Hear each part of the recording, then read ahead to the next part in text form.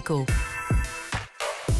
Les signatures Europe 1, deuxième partie, Eugénie Bastier. On vous retrouve pour votre revue de presse hebdomadaire des idées. Ce matin, vous nous parlez d'Amérique et de la victoire en demi-teinte des Républicains cette semaine aux midterms. C'est plutôt une défaite en fait pour Donald Trump. Comment feront les démocrates quand Donald Trump ne sera plus là pour perdre les élections ? C'est bien résumé, c'est dans le Wall Street Journal. Le quotidien conservateur est très remonté. Malgré un président impopulaire, une inflation à 8%, une criminalité en hausse, un chaos migratoire à la frontière sud, le Parti républicain n'est même pas capable d'emporter une victoire nette et franche aux midterms, alors que c'est normalement habituel. Les candidats trumpistes ont échoué dans des États clairement gagnables.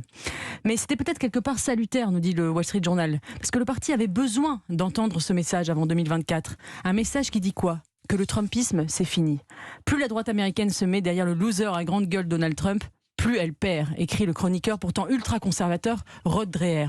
Pour lui, l'avenir, ce ne sont ni les MAGA, Make America Great Again, hystériques et complotistes, ni les RINO, vous savez, les Republican in name only, les républicains en nom seulement, qui sont d'accord sur tout avec les démocrates. Alors la question qui se pose, Eugénie, quel est l'avenir de la droite américaine ? Alors, comme le dit encore Rod Dreher, il nous faut regarder avec attention deux courses qui se sont bien terminées pour les républicains. Celle de J.D. Vance, dans l'Ohio. Alors J.D. Vance, c'est qui ? C'est un écrivain rendu célèbre par son roman Illibie Elegy, où il décrit la misère des classes populaires blanches du Midwest à laquelle il appartient, qui ont souffert de cette désindustrialisation. C'est une sorte d'Édouard Louis américain réactionnaire, si vous voulez. Et il y a une deuxième élection qu'il faut regarder, c'est celle du gouverneur de la Floride, Ron DeSantis, qui a gagné grâce à une ligne très conservatrice. Citons le discours de DeSantis le jour de sa victoire. Nous avons embrassé la liberté, nous avons maintenu la loi et l'ordre, nous avons protégé les droits des parents, nous avons respecté nos contribuables et nous rejetons l'idéologie woke. Ah oui, il y a tous les mots-clés là. Voilà.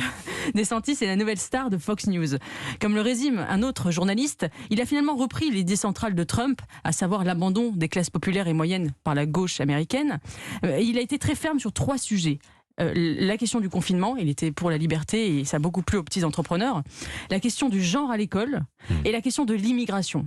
Sur ces 3 sujets, il a fait des choix radicaux et il a su convaincre un électorat très large, allant jusqu'aux hispaniques, qui ne sont pas forcément pour les républicains. Ouais, je précise que... Oui, pardon. Oui. Donc ce conservatisme, finalement, on va dire élitaire, ce populisme non histrionique est un modèle à suivre. On verra si ça pourra inspirer aussi la droite européenne, voire même française. Alors je précise que Wall Street Journal et Fox News, les deux appartiennent à News Corp. Là, c'est le groupe de Rupert Murdoch, je précise pour nos auditeurs. Voilà. La question que vous nous posez aussi ce matin, c'est celle de savoir si les vrais maîtres de l'Amérique n'étaient ni les républicains, ni les démocrates, mais en fait tout simplement les milliardaires des GAFAM. Pourquoi ? C'est la question qu'on peut se poser, surtout quand on lit le dossier de Courrier International qui s'intitule « Ces milliardaires tout-puissants » et qui s'intéresse à ces magnats de la tech qui font la loi. Alors on s'aperçoit qu'en effet le pouvoir n'est peut-être pas à Washington, mais dans la Silicon Valley.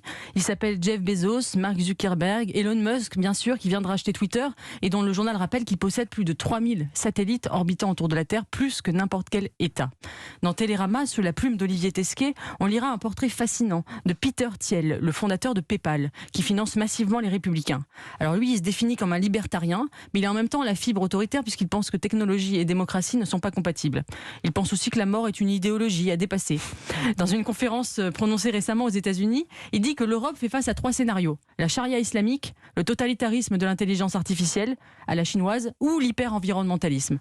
Alors oui, c'est vrai que c'est pas très réjouissant pour l'Europe, mais quand on regarde l'Amérique, déchirée entre les woke à cheveux bleus, les évangélistes azimutés qui croient au QAnon et l'oligarchie transhumaniste de la Silicon Valley, on se dit que finalement, nous, pauvres galoricains, ne sommes pas si mal lotis.